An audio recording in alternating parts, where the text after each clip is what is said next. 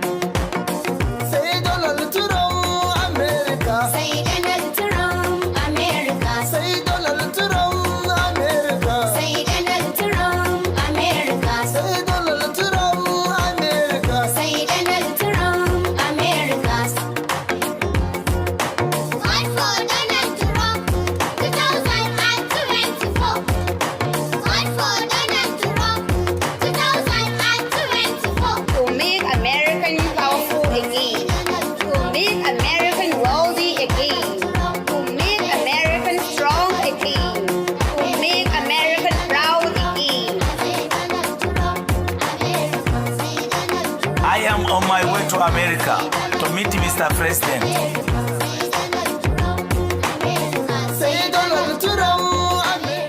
Donald Trump, America. Donald Trump. I am on my way. He's on his way to America. Not charging for treason for waving. And they were young children.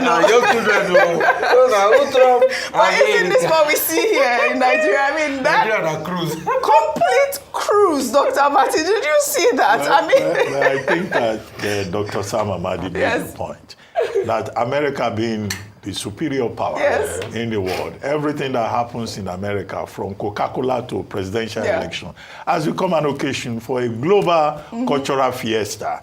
Look, in the front page of I newspaper in the UK today, you know, they were speculating about Americans, the British. You know, most of them saying they prefer Kamala Harris. Some of them saying, well, they prefer Trump. Some other people saying Trump will win anyway. They don't have a vote in the matter. Now I get Farage saying, oh, Trump must accept, you are my friend, whatever the election result has. So all over the world, all the way to Japan. Yes. And here in Nigeria, you find those children also led by some adults singing that is Donald Trump. Donald Trump. I hope they are aware of the analysis that Trump is not likely to be good news for African countries and not even for Nigeria. And Rufai made the point, these children, they were carrying flags. We said it here. Yes. In the proof of evidence that we hope the Attorney General will throw away now, one of the charges against the minors that the President has now said should be pardoned was that they were carrying 76 Russian flags. Yes, that's what it was. You count If you counted those people, how many did you? they were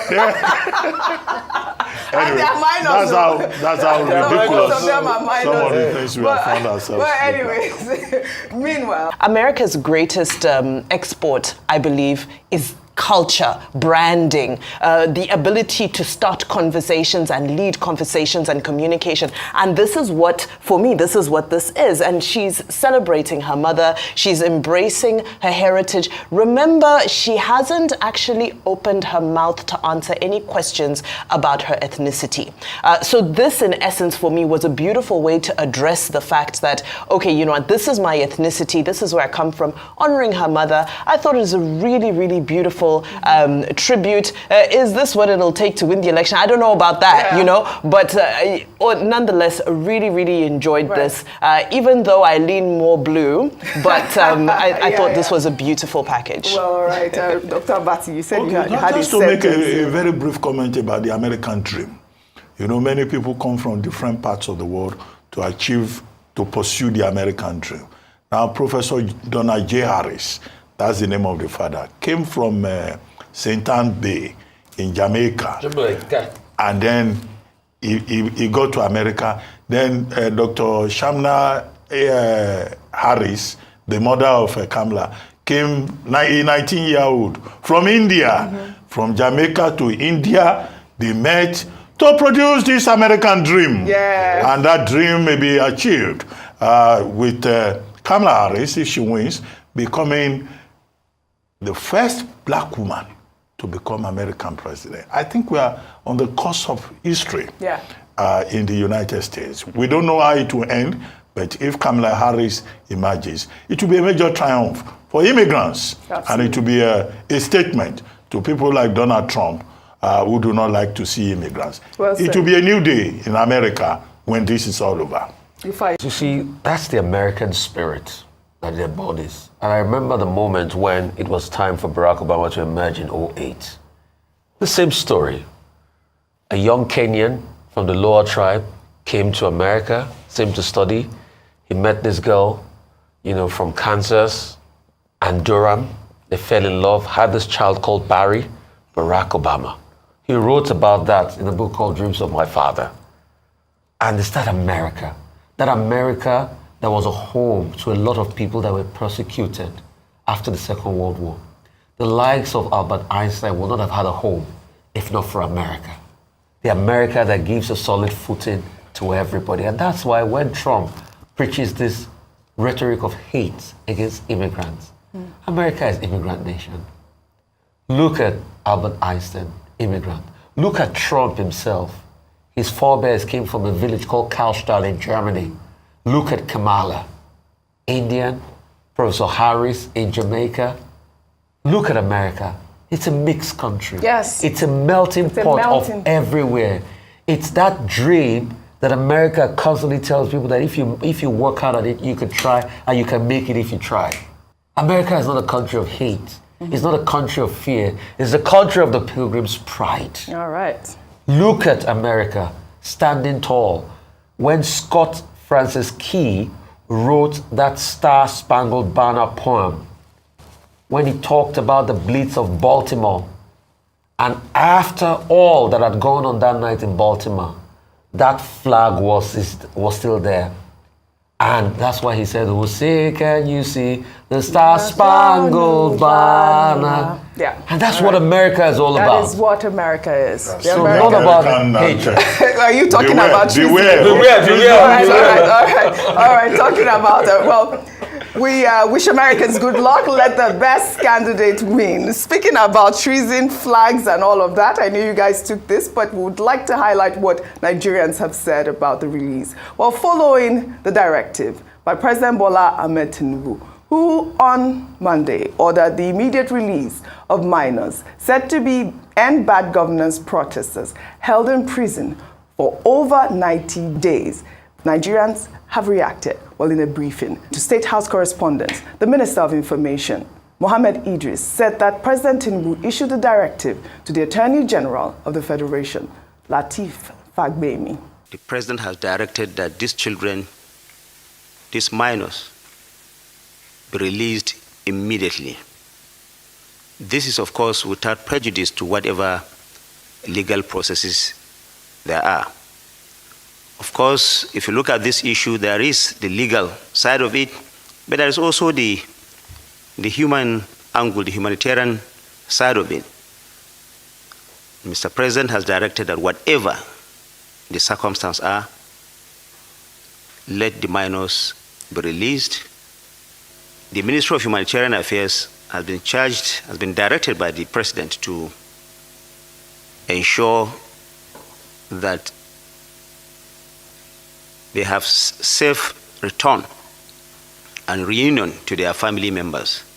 All right. I mean, I think it's a great development. When I saw the story yesterday, my heart was at rest. I mean, knowing that the president is listening. As much as the Minister of Humanitarian Affairs is going to go, make sure that they are home, I hope that there's also some sort of rehabilitation program that will be set aside for these children. I'll take some reactions. This is from Samuel, who wrote, "Releasing them is good news, and kudos to the lawyers and Nigerians that lamented against the evil perpetrated to the kids. But the question remains, what can the government use to compensate the mental and physical damage done to them? How can they avert the trauma as they grow?" Another Twitter user, Mega Mixer, wrote, "After they have successfully demarketed Nigeria, I guess they have now concluded and realized that protests should not be treason in Nigeria. I repeat, those who purportedly fought for democracy and the rule of law in Nigeria are today fighting the same democracy and the rule of law. They championed protests at a time, but today protests are seen as a weapon fashioned against them. Time is indeed the true test of one's identity and true intentions." Another Twitter user, Dr. Ife Akandu, wrote, "So over 30 minors were detained by the police for months simply because they expressed their right to free speech and to protest against bad government. These harmless minors were charged by officers of this same Tinubu government of attempting to overthrow the government of President Tinubu. These minors were so charged, and neither the president nor the AGF bothered to find out the profile of the people charged with attempting to overthrow a democratic government. It took outcry of Nigerians for the president to get to know the profile of those charged of attempting to overthrow his government. It is indeed a sad day for Nigeria, so heart-wrenching and destabilizing. Then we have the police chiefs saying the malnourished children were acting drama by pretending to faint in open court. There is no better definition for wickedness against citizens." I mean, this gentleman's tweet, Vimbai, I thought was quite apt in terms of profile. But still, I don't think we actually have the profile of these people that, made these children go out to carry out these flags or Russian flags that they now say is a treasonable offense. Do you really think that the identity, I mean, I know that they're going to continue on with the investigation, but the main thing is that it took 90 days for these young children to be kept or held, 97 days, I believe, to be held in prison, and yet we have no identity or no profile of those that made these children do what they did. That is, for me, that's the root cause of the core of this issue at the moment. When we look at these children, first of all, we said it earlier here on this program, we hope that when we do see them at Aso Villa, first of all, we hope they are not wearing ashwebi. And that's what's probably going to happen. Because the amount of resources that's used to do all of that is something that could be used towards, getting them on their way. The conversation now for these children is around, like you correctly said, rehabilitation and compensation. Yes. I know Femi Falana is, leading the advocacy for financial compensation for what these children have been through. And I think that's a very important conversation. What does that look like? And that's what needs to happen. And let's follow that process through to make sure there's accountability. But it still goes back to the fact, and I'm really glad that our guest, Dr. Beatrice Pogo, also dated it back to the 1980s, to the Maitatane riots in Kaduna, and said that this is not the first time that we're seeing children children, especially in the north, being sent out to protest, being sent out to, to commit all sorts of acts in the name of politics or in the name of... So it's all very unfortunate. But for me, the big question is still, who hijacked the protest? That's the point. Who sent them? Well, all right. Well, in the meantime, the First Lady of Nigeria, Senator Oluremi Tinubu, and the National Security Advisor, Nuhu Ribadu, are set to lead a national prayer session aimed at addressing Nigeria's numerous challenges. The event, organized in collaboration with Christian and Muslim leaders, is intended to seek divine intervention as the country faces ongoing crises affecting various sectors, while a cross-section of Nigerians have reacted to the development, including former Vice President Atiku Abubakar, who mocked the idea in a post on X, saying that the administration is in a hurry to take over power without a coherent plan. His tweet reads in part, "Like many fellow Nigerians, I firmly believe that we find ourselves in this current economic turmoil due to the Tinubu administration's hasty ascent to power, devoid of a coherent plan. Isn't it fascinating how the so-called tested Tinubu administration's only policy response seems to be a national prayer led by the First Lady and the NSA? Just a mere 24 hours after I propose my alternative solutions. What a bold strategy, in my humble interpretation of the scriptures. Prayer indeed serves as a noble path to follow. However, the sacred text also counsel us to engage in diligent labor and hard work. Rufai, you know this happened. I mean, I believe it was just 2 days ago or 3 days ago when Atiku Abubakar, proposed some policies and Bayo Ononuga attacked him. I don't know if you saw that tweet where Bayo Ononuga attacked him, but of course reactions have trailed this national prayer. Let me take this tweet from Badebo Rose Viver. He wrote, "Israel is at war, deploying an iron dome. Not the Lion of Judah. Saudi and UAE are creating new economic realities for their people.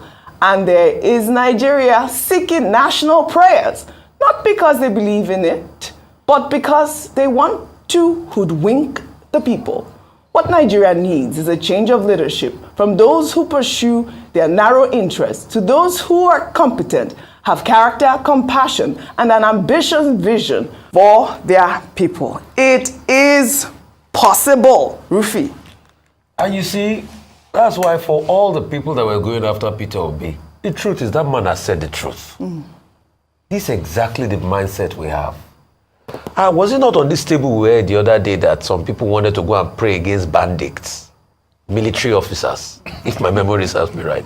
We have become a nation of jokes. See, I didn't see any big display in Saudi. I saw a country, only religious, I saw a country that was intentional about its success and growth. Oji, 500 real notes. They wrote their vision 2030 on it. You know what the Bible says? Make your vision plain. This administration does not have a plain vision. Prayer will not solve everything. See, if you want to move a mountain, it's not by saying, "Hey, God, move it. No. God has given you the brain to think of the things that will help you move a mountain. Bible was talking about Israel having the Iron Dome sheet. It's technology. Like Fela would say, technology. If you don't put things in place, and the solution to Nigeria's problem is clear leadership and thinking. President Tinubu has not laid down an economic road plan to bring Nigeria out of this quagmire. He keeps saying, "Oh, things are going to get better." Now that one we go shop. A man that says our statistics we go shop. He start telling you to pray your way out of economic problem. So we are not ready. See, Saudi was intentional about pivoting. Saudi started going against some of their hitherto religious conventions. We're talking about WTA. Women going to play WTA in scanty attires. Because Saudi wants to attract a lot of investment. As I got into Saudi, Oji, I saw an Eminem show be advertised. That's an Islamic country. But an Eminem show with audio mark and some other American artists was advertised. All right. So we are not ready. All right. And please, President Tinubu, take feedback. All right. It's Well, not I about want prayer. Dr. Abati's comment on this prayer. I don't know how it is very that briefly. the NSA too is involved in the Very briefly. national. Now, in other countries, they have national prayer breakfast meetings. They have it in the US every Thursday, every first Thursday of February. It was started by members of Congress and what they call the National Prayer Breakfast Association. And in some parts of the US, states also have national prayer breakfast days. In other words, since Dwight Eisenhower, every American president has attended that. But it's a private thing, organized privately. They have it also in Australia by members of parliament. They have it also in the UK by members of the UK parliament. They just pray for the country. And I think that, look, yes, the point that Waziri Adamawa Atiku Abubakar was making is that, yes, there is something to be said for prayers. But prayers should not become substitute for hard work. The question to ask is, First Lady and National Security Advisor, who is organizing this national prayer? I hope it's not a government project that will be budgeted for. And everybody will be following. It will become a Tinubu administration project. That's not how they do it in other parts of the world. Right. There must be a distinction between private issues and public issue. And Nigeria says in Section 10 that this is a secular state. There shall be no official religion. So those who want to pray can pray. But let them not bring it into government. And no penny of the Nigerian government, whether it's security vote or not, must be spent. Okay. Now, in fact, the prayer must not take place inside government premises. They should look for a neutral place. But you cannot stop them from praying. After all, there's freedom of religion, freedom of thought in this country. And prayers will not address monetary policy. Prayers will not bring down fuel price. Absolutely not. Prayers will not stop the Ebin power phenomenon into which we are all trapped. Well said. Only yesterday we took Peter Obi's story where he said he's going to make night vigils or turn them into night shifts for productivity. And I think that is a key point as well. Well said. Well, let's take another story. This time in Equatorial Guinea, social media is awash with reactions following a massive sex scandal involving a top government official, Baltasar Ngonga, the embattled Director General of the country's anti-graft national agency, was being investigated for fraud. The scandal was uncovered when officials searched his house as part of the fraud investigation and discovered about 400 explicit videos allegedly featuring him and numerous women. The videos reportedly included sex tapes involving prominent persons such as the sister of the president of the country, the Director General of the police's wife, about 20 other country ministers' wives, his brother's wife, and even his cousin. Ngonga, who is 54 years old, is married with 6 children and is the son of the current president of the country's Economic and Monetary Community of Central Africa. The videos, now widely circulated on social media, were said to have been filmed in his office, hotels, and toilets, with all scenes being recorded with the consent of the participants. Our favorite Nigeria wife. I didn't mean to come to you with this story, but this story has gone viral. Completely, I mean, shocking to see some of the videos that we saw on social media. But I think there was another story that, broke my heart about one of the women who committed suicide, yet to be verified though. But I mean, this is what we see.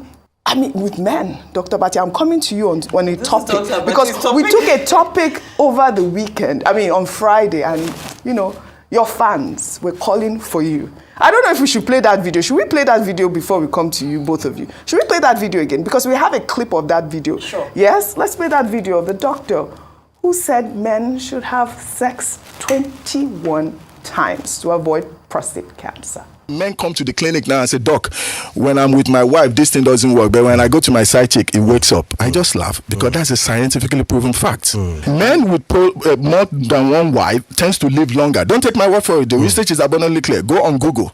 Men with 2, 3 wives tend to live an average of 7.5 years longer than men with one man, one woman. One man, one woman, that man's sexual activity is going to decrease after the age of 50. So when a man is not happy in the bedroom, his productivity is affected. Okay. When that productivity is affected, the impact on the economy dwindles. So even the government will not get adequate taxes. Men that are not getting enough erection, enough ejaculation a month will develop enlarged prostates. When they develop enlarged prostate, that's when bad things happen.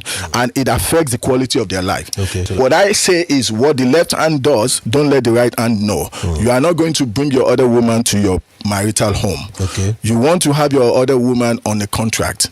You call her, she doesn't call you. She doesn't disrespect your home. So your woman is still your anchor. But you know why you are doing it, and your woman is on your side. She realizes that you must get your 21 times. And if for some reason she's not able to get it for you, hey, she knows where you are. All right, Vimbai, I don't know if that's the video this anti-graft boss from Equatorial Guinea watched to make him believe that he can, have sex multiple times like that. So I know that this is there's been a lot of cruise around this issue, but I just want to look at some more sort of serious sides about it very quickly. The first is that I think it's absolutely deplorable that these videos that were taken as evidence for another investigation have been leaked all over social media. I think it's disgusting, it's degrading, it's unfair. And if it is true that one of the ladies has now committed suicide, that's terrible. It's absolutely terrible. So that's number one. Number two, sex addiction is a real thing. And, I'm not a doctor, I'm not a psychologist, I can't diagnose this man, but surely this must fall into the realm of addiction somewhere. So I also don't want to make light of the fact that there are some people who struggle with it as a real addiction, So that's my take on it, but I'm sure there are some... Dr. Vati, Vimbai has talked about sex addiction. We have very limited time. Let me just throw the line about, looking at these serious issues. The first one is that it looks like we are now in modern day Babylon. The other day it was PDD. Now it is Ngonga. Now, Babylon in the Bible, a city of decadence where people were misbehaving. The world has reached that point where value standards have collapsed. The second point in that regard is that this man, Ngonga, in Equatorial Guinea, he was the man in charge of the anti-graft agency investigation, the equivalent of the EFCC of Nigeria. And then he got entrapped into his libidinal snare, the wives of the Director General of Police, the wives of ministers, 20 of them, the sister of the president, about 400 women, mostly wives. Okay, is there a question of blackmail here? Maybe. So there's a question of blackmail here that needs to be investigated. There's also the question of morality. All right. The third point is about his own personality, maybe to the point you made about addiction.